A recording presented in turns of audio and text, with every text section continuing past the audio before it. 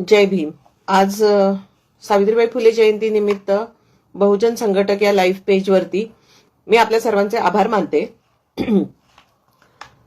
सावित्रीबाई फुले जयंती निमित्त महिला आणि महिलांमधल्या अंधश्रद्धा या विषयावर मला बोलण्यासाठी इथे आमंत्रित केलेलं आहे. माझे नाव मी ॲडव्होकेट मनीषा महाजन. मी महाराष्ट्र अंधश्रद्धा निर्मूलन समितीची कार्यकर्ती आहे आणि बऱ्याच वर्षापासून मी हे काम करते. आणि महिलांमधल्या ज्या अंधश्रद्धा आहेत त्याविषयी सावित्रीबाई फुलेंचे काय मत होते किंवा सावित्रीबाई फुलेंनी नेमकं काय काम केलंय हे आपल्या सर्वांना माहिती आहे. म्हणजे इतिहास आपल्या सर्वांना माहिती आहे. म्हणजे सावित्रीबाई फुले, महात्मा फुले यांनी काय काम केलं याबद्दलचा इतिहास आपल्या सर्वांना माहिती आहे. सर्वप्रथम मी सावित्रीबाई फुलेंना अभिवादन करते, डॉक्टर बाबासाहेब आंबेडकरांना अभिवादन करते, त्याच्यानंतर महात्मा फुलेंना अभिवादन करते आणि तसेच सर्व महामानव, ज्या महामानवांनी माणसाच्या प्रगतीसाठी, माणसाला माणूसपण देण्यासाठी काम केलं, त्या सर्व महामानवांना मी जय भीम करते, अभिवादन करते आणि आपल्या सर्वांना मैत्रीपूर्ण जय भीम. आपण थेट विषयाला जाऊयात, कारण विषय खूप महत्वाचा आहे आणि त्या विषयाशी अनुसरून किंवा त्या विषयाला धरून आपल्याला बरंच काही बोलता येईल. सगळ्यात महत्वाचं म्हणजे आपण भारतीय राज्यघटनेप्रमाणे जो वैज्ञानिक दृष्टिकोन आहे तर त्याचा अंगीकार केला पाहिजे. कलम 51A(H) मध्ये आपल्या सर्वांचं हे कर्तव्य सांगितलं गेलंय की भारतीय नागरिक म्हणून आपण आपलं कर्तव्य कलम 51A(H) प्रमाणे असं सांगितलंय की आपण वैज्ञानिक दृष्टिकोनाचा अंगीकार, स्वीकार, प्रचार, प्रसार आणि मानवतावाद स्वीकारला पाहिजे असं सांगितलेलं आहे. आता ह्याच्यामधला वैज्ञानिक दृष्टिकोन म्हणजे नेमकं काय असतं की जेवढा पुरावा उपलब्ध असतो तेवढ्यावरती विश्वास ठेवणं. आणि महात्मा फुलेंनी जो सत्यशोधक समाजाची स्थापना केली होती त्या सत्यशोधक समाजाच्या मागचा उद्देश पण तोच होता की त्यांनी मनुस्मृतीसारखा ग्रंथ नाकारलेला होता. मनुस्मृतीमध्ये जी काही जाचक अटी टाकलेल्या होत्या इतर समाजांवरती, तर त्याबद्दल त्यांना ते पटत नव्हतं आणि त्यांनी त्यामुळे सत्यशोधन म्हणजे सत्यशोधनामुळे आपण सत्य शोधून सुखाने आणि चांगल्या पद्धतीने आयुष्य जगू शकतो आणि म्हणून सत्यशोधक समाजाची स्थापना केली.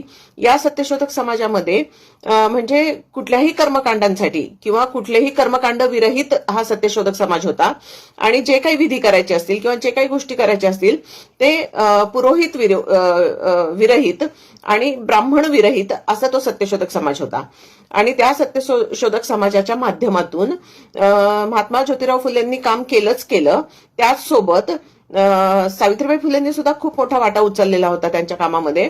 कारण सावित्रीबाई फुलेंचा जर आपण इतिहास बघितला किंवा आपण त्यांचं जर काही कार्य बघितलं तर आपल्या निश्चित लक्षात येईल की सावित्रीबाई फुले सुद्धा म्हणजे वैज्ञानिक दृष्टिकोन, त्या काळामध्ये वैज्ञानिक दृष्टिकोन असलेल्या परखड अशा कवयित्री होत्या, सामाजिक कार्यकर्त्या होत्या, शिक्षिका होत्या आणि समाजामध्ये बदल घडवून आणण्यासाठी सतत झटत होत्या. आणि त्यांचं जर आपण बघितलं तर त्यांची काही छोटे छोटे काव्य आहेत.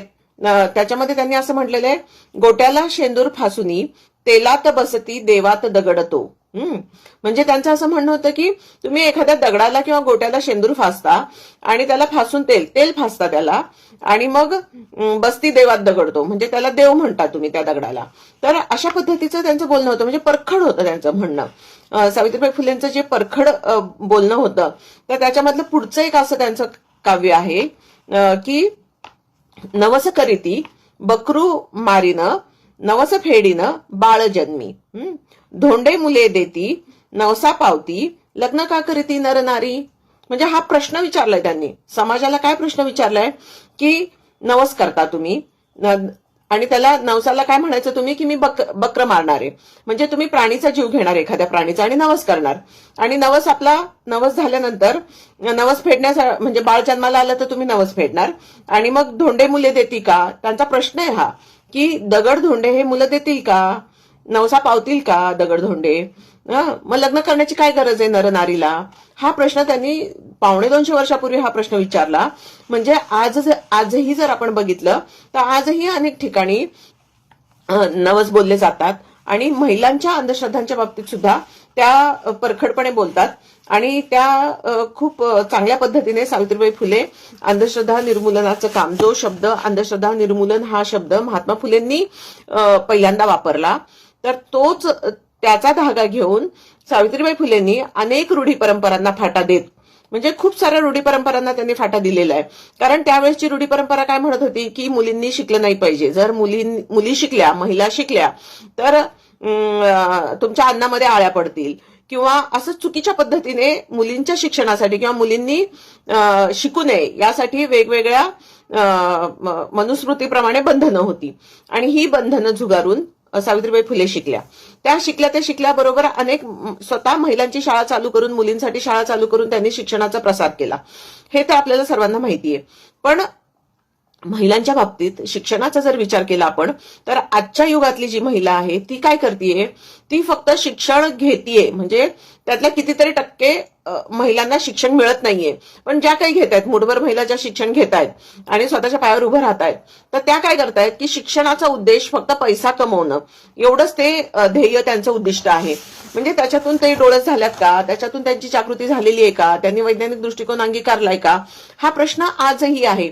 कारण मला एक 8 दिवसापूर्वी फोन आलेला होता. मी महाराष्ट्र अंधश्रद्धा निर्मूलन समितीचं काम करते, त्यामुळे मी तुम्हाला सांगू शकते की कशा कशा प्रकारच्या अंधश्रद्धा आहेत. आता तुम्हाला माहितीये का, एक 8 ते 10 दिवसापूर्वी मला एक फोन आला होता एका मुलीचा, आणि तिचं म्हणणं असं होतं की तिच्या ऑफिसमध्ये जिथे कुठे ती काम करत होती त्या कामाच्या ठिकाणी तिला एक मुलगा आवडत होता, आणि त्या मुलाला कदाचित ही आवडत होती की नाही आवडत होती हे माहित नाही, पण तिला तो आवडत होता आणि म्हणून तिला वशीकरण करायचं होतं. आणि वशीकरण करण्यासाठी कल्याणचा कुठला तरी बाबा होता, मुलगी पुण्यातली होती आणि कल्याणचा कुठला तरी बाबा होता, त्यांनी हिची लुबाडणूक केली. तो तिला म्हटला की मी वशीकरण करून देतो आणि तो मुलगा तुझा नवरा होईल आणि तुझा आणि त्याचं जमेल. आणि किती पैसे घ्यावे त्यांनी? आश्चर्याची गोष्ट आहे की त्या माणसानी 11 लाख रुपये ह्या मुलीकडनं लुबाडले.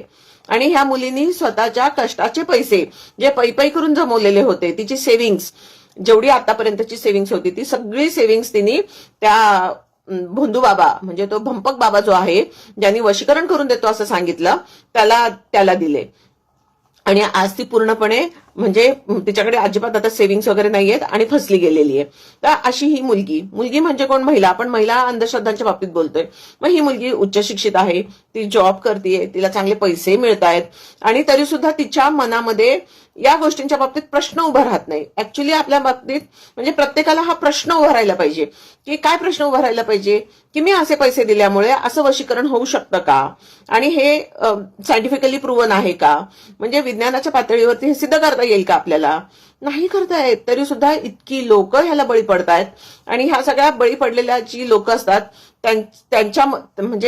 त्यांच्या मदतीसाठी, त्यांनी डोळस होण्यासाठी आणि त्यांनी त्यांचं स्वतःचं डोकं चालवावं यासाठी महाराष्ट्र अंधश्रद्धा निर्मूलन समिती गेली अनेक वर्ष, म्हणजे 34 वर्ष आम्ही महाराष्ट्रात हे काम करतोय. आणि या कामामुळे बऱ्याचशा केसेस आपल्या समोर येतात. आता मी आपल्या समोर मागे पण एकदा हे उदाहरण दिलं होतं की एक मुलगा उच्च शिक्षित होता, त्याला लग्न करायचं होतं आणि तो पत्रिका बघत होता आणि कुठल्या तरी एका त्याच्या बाबाला दाखवत होता, आणि ती पत्रिका जर जुळली तर मग ती मुलगी बघायचा कार्यक्रम करायचा. आणि अशा जवळजवळ 300 ते 400 पत्रिका त्यांनी रिजेक्ट केल्या होत्या. म्हणजे शिक्षणाचा तुम्ही जर उच्च शिक्षित असाल, तुम्ही मास्टर्स केलेलं असेल आणि तुम्ही जर अशा पद्धतीने पत्रिका बघून, आणि ते 300 आणि 400 तोपर्यंत त्या मुलाचं वय 35ला आलं. म्हणजे तुम्हाला चॉईस कशी असली पाहिजे, लग्नासाठीची जी चॉईस असते तर त्याच्या बाबतीत तुम्ही विचार करणार आहात का नाही? कशा पद्धतीचा विचार करणार आहात तुम्ही? शिक्षण घेऊन तुम्ही फक्त हेच बघणार आहे का, कॉम्प्युटरवरती पत्रिका जुळते का नाही? तर पत्रिका बघणं ही मुळातच साफ अंधश्रद्धा आहे आणि ह्याच्यातून आपण बाहेर पडलं पाहिजे. आणि त्या काळामध्ये सुद्धा म्हणजे सावित्रीबाई फुलेंचं म्हणणं त्या काळातलं, एक छोटीशी कविता आहे, मी आपल्याला वाचून दाखवते. दुसऱ्यास मदत नाही, सेवा त्याग दया माया नाही, जयापाशी सद्गुण नाही, तयास मानव म्हणावे का. म्हणजे सावित्रीबाई फुलेंनी सुद्धा हे लिहिलेलं आहे की जेव्हा तुम्ही उच्च शिक्षित होताय किंवा तुम्ही दुसऱ्यांबद्दल तुम्हाला मदत करण्याची इच्छा झाली पाहिजे, दुसऱ्याला मदत केली पाहिजे. आणि ही मदत करता करता त्यांनी एवढं मोठं सामाजिक काम उभं केलेलं आहे आपल्या समोर, आणि ते काम आपण निश्चितपणे समजून घेतलं पाहिजे. सेवा त्याग दया माया नाही, म्हणजे तुम्हाला सेवा केली पाहिजे, तुम्हाला त्याग करता आला पाहिजे. कुठल्या ना कुठल्या गोष्टीचा त्याग करावा लागतो तुम्हाला एखाद्या सामाजिक क्षेत्रात उतरायचं असेल तर तो त्याग करता तुम्हाला आला पाहिजे. त्याच्यानंतर दयामाया असली पाहिजे, माणसामध्ये दयामाया असली पाहिजे, समोरच्या माणसाचा कळवळा आपल्याला समजला पाहिजे, त्याचं दुःख समजलं पाहिजे. आपण एखाद्या समोरच्या माणसाचं दुःख बघून आपण जर इमोशनल होत असू तर आपण निश्चितच त्याला मदत करण्याची आपली तयारी होऊ शकते. आणि आणि अशी जी माणसं असतात ती सद्गुणी असतात, जी सामाजिक कार्यामध्ये उतरलेली असतात. म्हणजे त्याचं उदाहरण आपल्या समोर आहेच, ही जी महामानव होऊन गेलेली आहेत आपल्याला समाज सुधारण्यासाठी काम करणारी, या सगळ्यांमध्ये हे हे गुण होते. कोणते गुण होते? मदत करण्याचे गुण होते, त्याच्यानंतर सेवा करण्याचा गुण होता, त्याग करण्याचे गुण होते, दया माया करण्याची गुण होते, आणि हे सद्गुणी लोक होते. आणि त्यामुळे ह्या लोकांनी समाजासमोर एक चांगल्या पद्धतीचं काम उभं केलेलं आहे. आणि त्याची आपण आज म्हणजे 200 वर्षानंतर सुद्धा आपण त्या गोष्टी का बोलतोय? कारण आपल्या समोर हे आदर्श आहेत. आणि ह्या आदर्शांनी आपल्याला काय शिकवलेलं आहे? म्हणजे त्या काळामध्ये सावित्रीबाई फुले म्हणतात, ज्ञान नाही विद्या नाही, ते घेण्याची गोडी नाही, बुद्धी असूनही चालत नाही, तयास मानव म्हणावे का? म्हणजे ते प्रश्न विचारतायत. म्हणजे हे प्रश्न विचारणं खूप महत्वाचं आहे. कारण जेव्हा तुम्ही प्रश्न विचारणार तेव्हा त्याची उत्तरं शोधायला सुरू करतो आपण. म्हणजे ज्ञान नाही विद्या नाही, म्हणजे तुमच्याकडे ज्ञान पण नाही, विद्या पण नाही, ती घेण्याची गोडी पण नाही, आणि बुद्धी असूनही चालत नाही. कारण बुद्धी आहे पण तुम्ही त्याला ज्ञानाची विद्येची जोड दिलेली नाहीये, त्यामुळे ती चालत नाही. आणि मग अशा माणसाला आपण मानव म्हणायचं का? म्हणजे त्या प्रश्न विचारतात. आणि हा प्रश्न खूप महत्वाचा आहे. आणि त्यांनी जे काही सामाजिक काम केलं होतं सावित्रीबाई फुलेंनी, त्याची उजळणी आपण का परत परत करावी? त्याचं कारण असं आहे की महिला सेवा मंडळ त्यांनी स्थापन केलं त्या काळामध्ये, की महिलांचे प्रश्न असतील, महिलांचे काही अडचणी असतील, त्यासाठी त्यांनी महिलांचे प्रश्न एकत्र मिळून बसून सोडवू म्हणून त्यांनी महिला सेवा मंडळ स्थापन केलं. त्याच्यानंतर त्यांनी महिलांसाठी निवारास्थान स्थापन केलं. म्हणजे ज्या विधवा परित्यक्त्या किंवा ज्या विधवा असलेल्या गरोदर असलेल्या महिला असतात, काही सामाजिक कारणांमुळे त्या गरोदर राहिलेल्या असतात, आणि त्यांना वाळी टाकणे किंवा त्यांना घराबाहेर काढणे किंवा त्यांना समाजाला तोंड दाखवणं मुश्किल होतं, त्या महिलांसाठी निवारस्थान त्या चालू करतायत. म्हणजे त्या काळामध्ये हे डेअरिंग होतं. म्हणजे जर तो काळ आपण आठवला तर त्या काळामध्ये अशा गोष्टी बोलणं सुद्धा पाप समजलं जात होतं, की असं बोलायचं नाही म्हणून. आणि त्या काळामध्ये त्यांनी ही कामं केली. सावित्रीबाई फुलेंनी अजून एक काम केलं की जातीभेद त्यांनी मानला नाही कधी, आणि सगळी माणसं समान आहेत हा धागा धरून त्यांनी जे काही काम केलं. म्हणजे आज आपण त्याला आज आपण खूप प्रगत झालोय म्हणून आपल्याकडे बऱ्यापैकी आंतरजातीय लग्न होत आहेत, आंतरधर्मीय लग्न होत आहेत. पण त्या काळामध्ये सुद्धा एक मुलगा जो तथाकथित खालच्या जातीच्या मुलीबरोबर त्याचे संबंध होते, प्रेमसंबंध होते, जेव्हा त्याच्या समाजाच्या लोकांना कळलं, ते त्याला मारण्यासाठी आले. तेव्हा सावित्रीबाई फुले मध्ये पडतात आणि त्या म्हणतात की ब्रिटिशांचा कायदा तुम्हाला माहिती नाही का? असं कुणाला मारणं चुकीचं आहे, आणि त्यांनी जर एकमेकांवरती प्रेम केलं असेल तर त्यात काय चूक आहे? म्हणजे त्या प्रश्न विचारतात. बघा, कोणताही समाजसेवक जो महान असतो, महामानव असतो, तर त्याची एक वृत्ती असते की तो चुकीच्या रूढी परंपरा, चुकीच्या समाजात घडणाऱ्या गोष्टी त्यांना ते प्रश्न उपस्थित करतात, आणि प्रश्न उपस्थित केल्यावर उत्तरं मिळायला सोपी होतात. आणि अशा पद्धतीचं म्हणजे सावित्रीबाई फुलेंचं जे काम आहे ते आपल्याला विचार करण्याला विचार करायला प्रवण करतं. आणि त्यामुळे तो विचार करणं हे खूप महत्वाची गोष्ट आहे, की माणसानी विचार केला पाहिजे. विचार करून पुढचा विचार केल्यामुळे काय होतं की आपल्याला पुढे काय करावं हे कळतं. आणि महिला आणि अंधश्रद्धांच्या बाबतीत बोलायला आणि सांगायला खूप साऱ्या गोष्टी आहेत. आता तुम्हाला मी सांगते, माझी एक उच्च शिक्षित मैत्रीण आहे शाळेतली, माझ्यापेक्षा थोडी लहान आहे, पण ती आज US मध्ये आहे तिच्या जॉबसाठी, आणि तिची इथे पुण्यामध्ये प्रॉपर्टी आहे. आणि त्या प्रॉपर्टीचा काहीतरी वाद होता, भाडेकरू ठेवलेला होता, त्याच्याबद्दल काहीतरी वाद होता. तर तो वाद मिटण्यासाठी तिने अमेरिकेत असताना तिथे गणपतीची मूर्ती तिने पाण्यामध्ये ठेवला होता बुडून, की वाद मिटेपर्यंत हे पाण्यात राहील. आता ही बघा कशी अंधश्रद्धा आहे, की तुम्ही इथून शिकलात, तुम्ही परदेशात गेलाय, आणि तरी सुद्धा तुम्ही वैज्ञानिक दृष्टिकोन अंगीकारलेला नाहीये. म्हणजे मला सगळ्या माझ्या भगिनींना सांगावंसं वाटतं की तुम्ही वैज्ञानिक दृष्टिकोन अंगीकारा. विज्ञानाने दिलेली सगळी तुम्हाला गोष्टी हव्यात, म्हणजे विज्ञानाने दिलेली आधुनिक सगळी तंत्रज्ञानं तुम्हाला हवी आहेत, आणि तुम्हाला वैज्ञानिक दृष्टिकोन अंगीकारायचा नाहीये. म्हणजे सत्य समजून घ्यायचं नाहीये. सत्य समजून न घेता तुम्ही सगळ्या रूढी परंपरा पाळणार, आणि त्या रूढी परंपरांच्या माध्यमातून तुम्ही स्वतःला मागास विचारांचे करताय.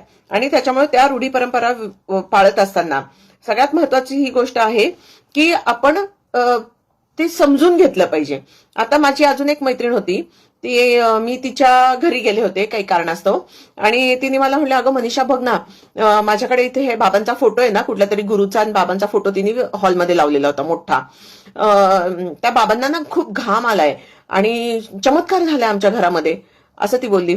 मला शॉकच बसला त्यावेळेला की फोटोतल्या बाबांना घाम कसा येईल.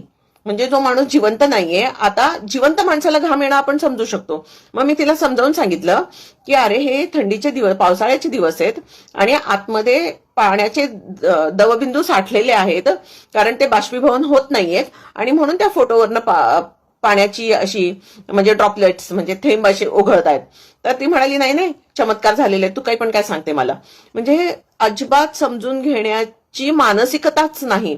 आम्ही जे म्हणू तेच योग्य, आम्ही ज्या बाबाला मानतो तोच आमचा बाबा श्रेष्ठ आहे, आम्ही ज्या ताई आम्हा बाबा मांत्रिक यांना मानतो तेच भारी आहेत, आणि त्यांच्या पलीकडे जाऊन तुम्ही कुठलाही विचार मांडला तर तो खोडून काढतात ते लोक.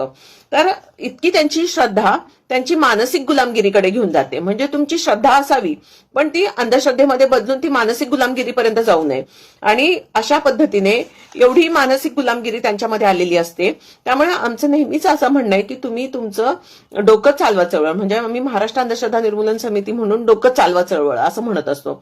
म्हणजे ह्या डोकं चालवा चळवळीमध्ये तुम्हाला बऱ्याचशा गोष्टी लक्षात येतील. कारण अजून एक तुम्हाला उदाहरण मी सांगेन की मागे खूप वर्षापूर्वी आपल्याकडे एका बाबाला अटक झाली होती. तो आज जेलमध्ये आहे आणि त्याच्या विरुद्ध कारवाई झाली, त्याला शिक्षा झाली, तो जेलमध्ये आहे. तर त्या बाबाला अटक झाल्यानंतर पुणे मुंबई सारख्या ठिकाणी बऱ्याच महिलांनी मोर्चा काढला, रेल रोको आंदोलन केलं आणि त्यांचं असं म्हणणं आहे की आमचा बाबा असा सद्गुणी आहे, त्यांनी त्याच्यावरती जे लावलेले आरोप होते लैंगिक शोषणाचे, तर असे कुठलेही लैंगिक शोषण त्यांनी केलेलं नाहीये, बाबावरती खोटे आरोप लावलेले. जर बाबावरती खोटे आरोप असते तर बाबा इतकी वर्ष जेलमध्ये राहिला असता का? त्याला जामीन मिळाला असता, तो बाहेर आला असता. पण ही साधी गोष्ट समजून घेण्याची वृत्ती नाहीये महिलांमध्ये. महिला अनेक सत्संगांमध्ये जातात. म्हणजे आपण सावित्रीबाई फुलेंचा विचार केला तर सावित्रीबाई फुलेंनी अशा कुठल्याही गोष्टी केलेल्या नाहीयेत. त्यांनी फक्त समाजामध्ये माझे सगळे बांधव आहेत, त्यांच्यासाठी मी काम करेन, महिलांसाठी काम करेन असा विचार केला होता त्या काळामध्ये. आणि आज जर आपण बघितलं तर कुठल्या तरी कुमारीच्या सत्संगाला जाऊन बसतात, कुठल्या तरी बाबाच्या सत्संगाला जाऊन बसतात लोक, कुठल्या तरी बाबांनी सांगितलं म्हणून कुठली तरी कर्मकांड करत बसतात. म्हणजे ह्या इतक्या चुकीच्या पद्धतीने होतंय ना की आज आपण 21व्या शतकात आहोत आणि या शतकामध्ये विज्ञान इतकं प्रगत झालेलं आहे की मंगळावरती यान गेलेलं आहे आणि मंगळावरती यान जात असताना भारतातनं त्याच्यासाठी तंत्रज्ञान उपलब्ध झालेलं होतं. तर अशा वेळेला सुद्धा हा विचार आपण करू शकत नाही की पत्रिकेमध्ये मंगळ असतो आणि तो चांगला नसतो. ज्या मुलीचं लग्न असतं तिच्याबरोबर त्या एखाद्या मुलाने लग्न केलं तर त्याच्या आयुष्यात काहीतरी वाईट होणार आहे. अरे मंगळासारखा ग्रह आहे आणि तो ग्रह आपल्यावरती कुठलाही इफेक्ट करत नाही, त्याच्यामुळे आपल्या आयुष्यावरती कुठलाही दुष्परिणाम होत नाही, ही समजण्यासारखी गोष्ट आहे.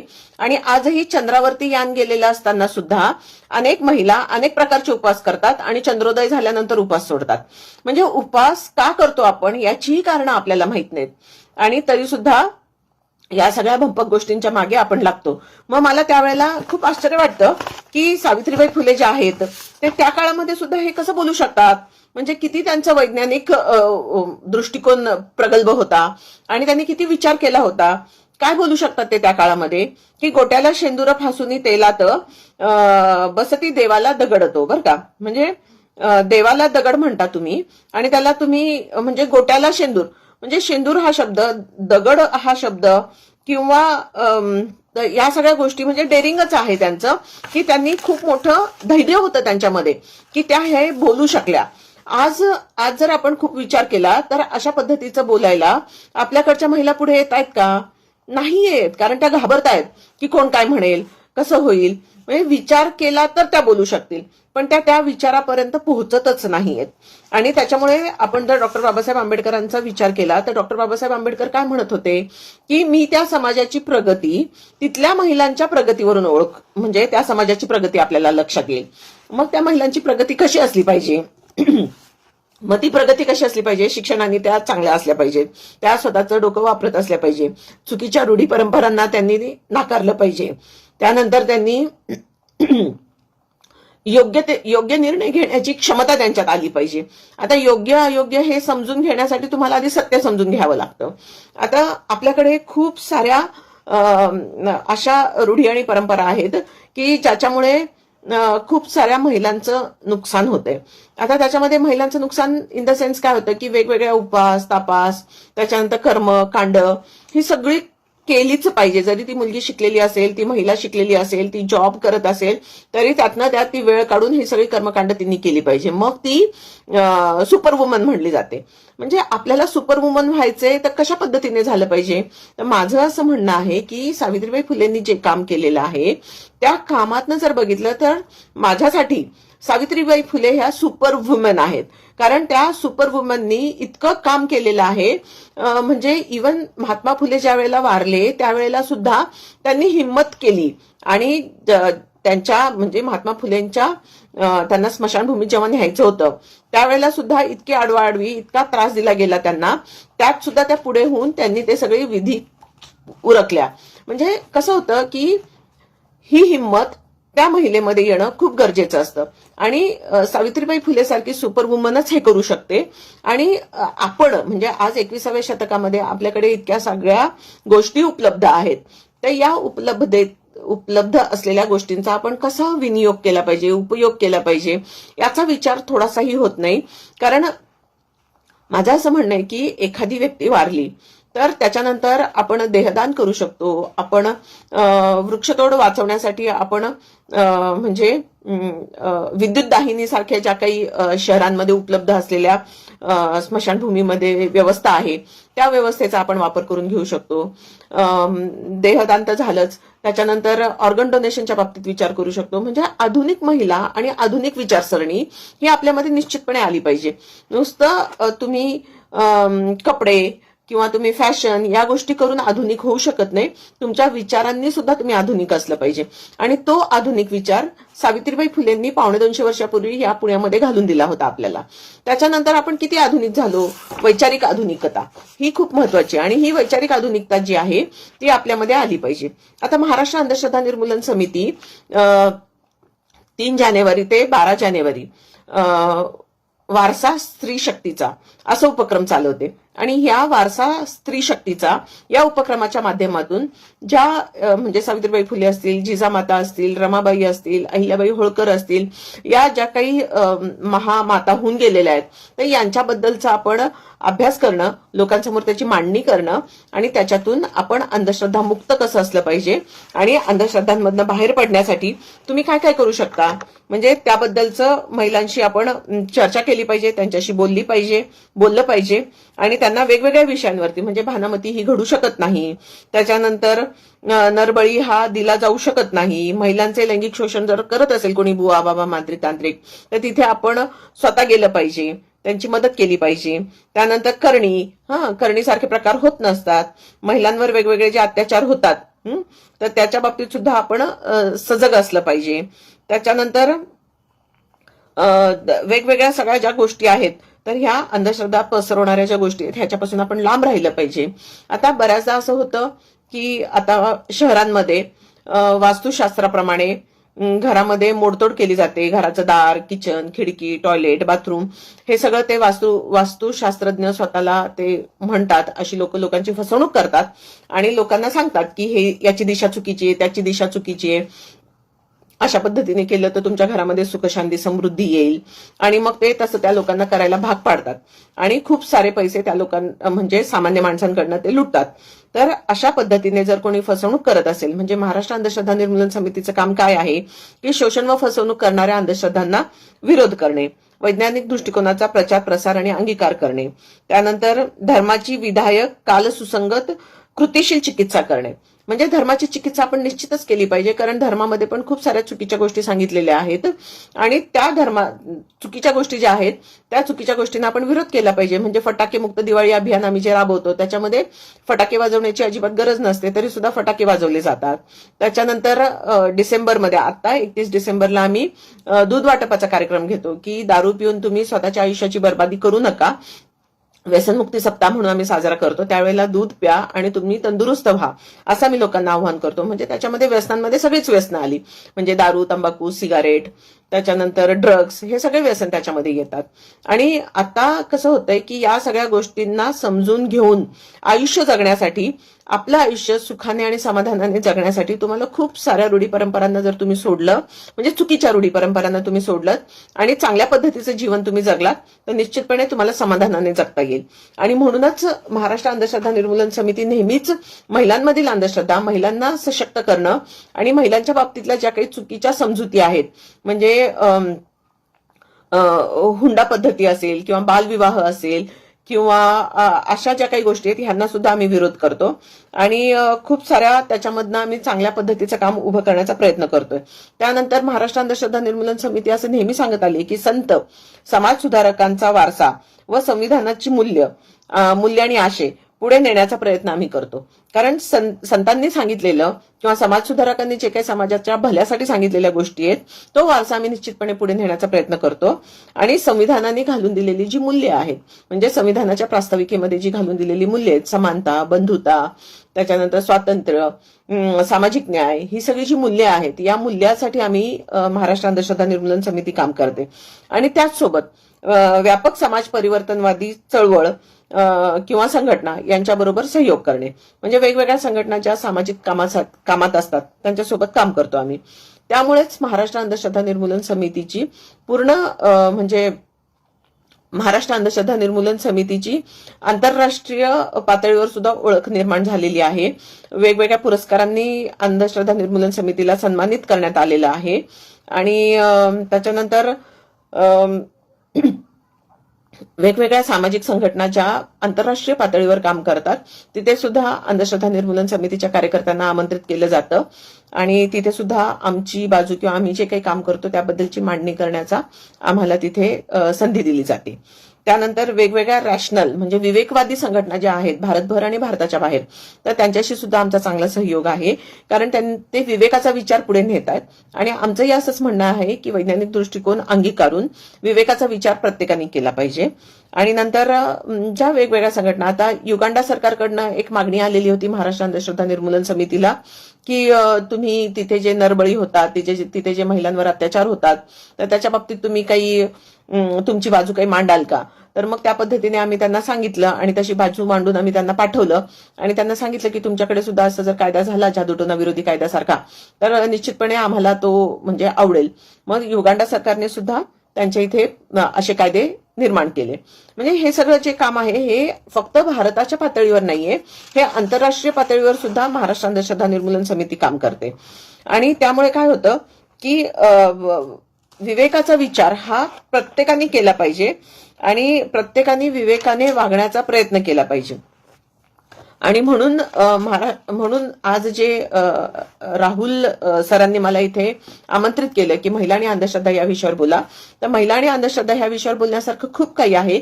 खूप साऱ्या छोट्या छोट्या गोष्टी पण आहेत की आपल्याकडे एक आशीर्वाद असतो, अखंड सौभाग्यवती भव.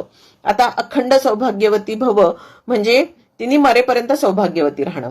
आणि दुसरीकडे आपण एक पूजा करत असतो, मला वाटतं एप्रिलमध्ये ती पूजा करत असतो आपण, वटसावित्रीची पूजा. तर या वटसावित्रीच्या पूजेमध्ये आपण त्या वडाला फेरे मारून महिला म्हणजे विवाहित महिला जातात, वडाला फेरे मारून 7 जन्म हाच पती पाहिजे म्हणून त्या म्हणतात. आणि इकडे तुम्हाला आशीर्वाद काय दिले जातात? अखंड सौभाग्यवती भव.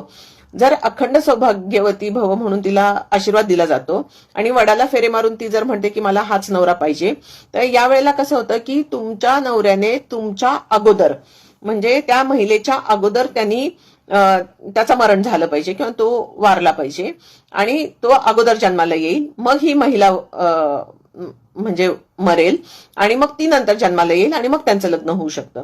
एकतर पुनर्जन्म, दुसरा जन्म, इथून दुसरा होणारा जन्म हे नाहीच आहे कारण विज्ञानाने हे सिद्ध केलेलं नाहीये आणि कुठलाही आत्मा भूत अशा गोष्टी विज्ञान सिद्ध करू शकलेलं नाही अजूनपर्यंत, आणि त्यामुळे पुनर्जन्म सुद्धा सिद्ध होत नाहीये. आणि म्हणून पुढच्या जन्मामध्ये मला जर हा नवरा हवा असेल तर मला म्हणजे माझ्या नवऱ्याला माझ्या अगोदर मरायला लागेल आणि त्याने जन्म घेतला पाहिजे पुढच्या जन्मामध्ये, आणि मग त्याच्यानंतर मी मरेल आणि मग मी जन्म घेतला पाहिजे. मग मी अखंड सौभाग्यवती कशी राहील? हा किती विरोधाभास आहे ना. तर ह्याचा विचार केला पाहिजे आपण. माझं असं म्हणणं आहे की हा विचार जर आपण करायला शिकलो, या पद्धतीचा विचार आपण करायला लागलो, तर निश्चितपणे आपल्याला लक्षात येईल की ज्या काही कर्मकांड आहेत ती सगळीच कर्मकांड आंधळेपणाने आणि विचार न करता जर आपण करत राहिलो आणि आपण फक्त मोठी सुपर वुमन होण्यासाठी ह्या सगळ्या गोष्टी करत राहिलो तर हे चुकीचं ठरणार आहे. तर यासाठी आपल्याला कुणासारखी सुपर वुमन व्हायचंय? तर सावित्रीबाई फुलेंसारखं सुपर वुमन व्हायचंय की त्यांनी इतकी सारी कामं केलेली आहेत त्यांच्या हयातीमध्ये. सावित्रीबाई फुलेंनी ती जी कामांची यादी आहे ती जर आपण बघितली तर आपल्याला आश्चर्य वाटेल की त्यांनी सतीप्रथेला विरोध केला, त्याच्यानंतर बालविवाहाला विरोध केला, त्याच्यानंतर सत्यशोधक समाजाची धुरा सांभाळली त्यांनी, त्याच्यानंतर बालहत्या प्रतिबंधक गृह म्हणजे लहान बाळांची जी हत्या होत होती जन्मल्यानंतर किंवा जन्मायच्या अगोदर, किंवा ती विधवा महिला जी गरोदर असते ती स्वतः आत्महत्या करण्याचा प्रयत्न करत होती. तर या सगळ्यांना वाचवण्यासाठी आणि ह्यांना एक चांगलं आयुष्य देण्यासाठी त्यांनी बालहत्या प्रतिबंधक गृह निर्माण केले आणि त्यांनी ते चालवले, अनेक वर्ष चालवली त्यांनी. नंतर त्यांनी म्हणजे पहिली महिला जिने नवऱ्याच्या चितेच्या वेळेला सुद्धा पुढाकार घेतलेला होता. आणि एवढ्या सगळ्या सामाजिक सुधारणा करत असताना कुठल्या कुठल्या गुण होते त्यांच्यामध्ये एक मानवता होती की मानवाला दुःख होत असेल तर ती मानवता त्यांच्यामधली आपल्याला दिसते.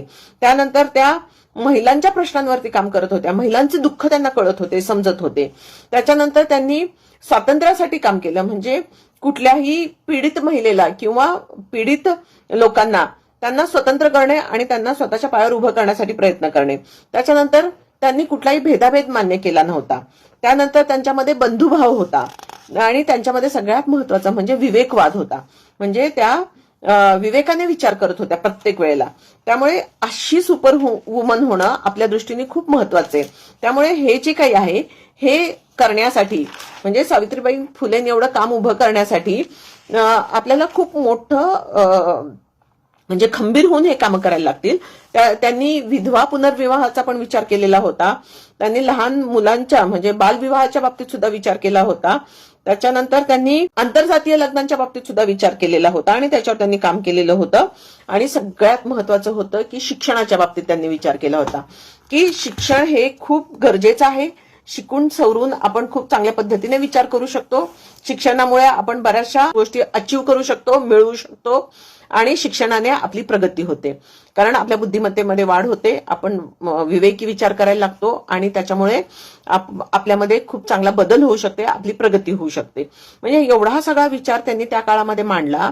एवढा सगळा विचार मांडत असताना त्यांना समाजाने हिणवलं, त्रास दिलं, तरी सुद्धा त्यांनी ते काम थांबवलं नाही आणि शेवटी समाजाचं काम करता करताच त्या आपल्यातून गेल्या. त्यांनी समाजामध्ये जेव्हा त्या काळामध्ये प्लेगची साथ आलेली होती तेव्हा ते काम करता करता त्याच्यात त्या गेल्या. म्हणजे इतकं सगळं काम त्यांनी उभं केलं. एवढं काम करत असताना सुद्धा आजची महिला जर मी आजच्या महिलांचं जर बघितलं तर आजच्या महिला काय करतायत, म्हणजे एवढं काम करत असताना मला कोणीही दिसत नाही. आणि सगळ्यात महत्वाचं आहे की आपण हे आदर्श घेऊन आपल्या स्वतःच्या जीवनामध्ये निश्चित बदल घडून आणला पाहिजे आणि तो बदल घडून आणण्यासाठी आपल्याला सावित्रीबाई फुलेंच्या कामाची आठवण ठेवली पाहिजे आणि त्याचा आदर्श घेऊन आपण पुढे जाऊन चांगल्या पद्धतीने व्यक्त झालं पाहिजे, चांगल्या पद्धतीने उभं राहिलं पाहिजे. आणि या सगळ्या कामामध्ये इव्हन त्यांनी अडॉप्शन सारखी म्हणजे दत्तक घेण्याबद्दल सुद्धा आपल्याला म्हणजे प्रेरित करतात त्या. कारण जर एखाद्या कपलला मूल होत नसेल तर त्यांनी दत्तक सारखा विचार सुद्धा केला पाहिजे की एखाद्या दुसऱ्याचं बाळ त्यांनी दत्तक घेऊन स्वतःचं बाळ म्हणून त्याचा सांभाळ केला पाहिजे. हाही विचार त्यांनी त्या काळात दिला होता. म्हणजे अनेक विचार देणाऱ्या सावित्रीबाई फुले आजही आपल्याला हव्या आहेत, त्या आदर्श म्हणून आपल्यासाठी खूप महत्वाच्या आहेत आणि म्हणूनच आपण त्यांची आठवण पुन्हा एकदा करतोय. आणि बहुजन संघटक वरती मला इथे आमंत्रित केलं, मला इथे संधी दिली आज आपल्यासमोर 2 शब्द बोलण्याची, त्याबद्दल मी बहुजन संघटकच्या सगळ्या कार्यकर्त्यांचे आभार मानते. धन्यवाद. थँक्यू. जय भीम.